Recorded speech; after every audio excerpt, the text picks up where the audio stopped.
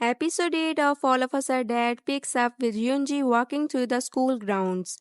She notices all the people who used to give her a hard time are now walking zombies. There is a faint whiff of satisfaction that comes from her walk, and she eventually starts a fire inside the offices. A big smile spread across her face. The fire hungrily laps across papers and desks, burning everything in its wake. That is, until the sprinklers turn on. Up on the roof, Cholsu decides to keep his mouth shut and saves himself rather than the other kids. He doesn't tell the soldiers about Jungsun and the others, leaving them to their fate instead. Just as the soldiers all fly off, the kids manage to unlock the door, but it's too late.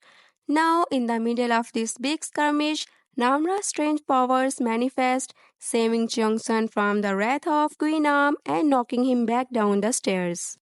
On the roof, the kids decide to make a big, bold SOS signal just in case the helicopter comes back. While they set to work, the other group of kids, including Minjae and the others, decide to follow suit and head up to the rooftop too, working out a plan to do this while avoiding the zombies. On the roof, the gang try to make a fire until they realize that Namra actually has a lighter. There seems to be a theme of rooftops this episode, as Jake and the influencer also try to lure the zombies away so they make it to safety of the roof they find themselves stuck on. Hochul shows up on a minibus and encourages them both to jump to safety. The episode then screeches to a halt. Most of the drama we see take place after this revolves around the kids sitting around for the night and waiting for the daybreak. Even Jake, who has had an action packed series of sequences, ends up on a road trip. Downstairs, Nayan has been stuck in the storage room for much of the season since leaving the group. She does venture out to grab the video camera, watching the whole group as they leave their messages. Unfortunately, Guinam soon finds her and, after evilly telling her he is hungry, bites her neck.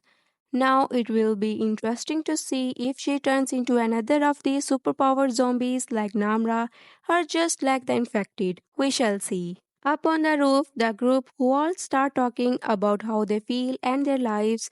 Among them is Jungsun, who opens up and reveals that he has liked Onju ever since he was 6.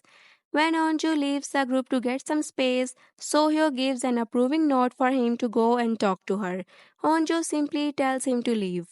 Well, that's probably just as well because Guina managed to climb up the outside of the roof and makes it to the rooftop. He immediately grabs Onju, bringing Jungsun over to try and stop him.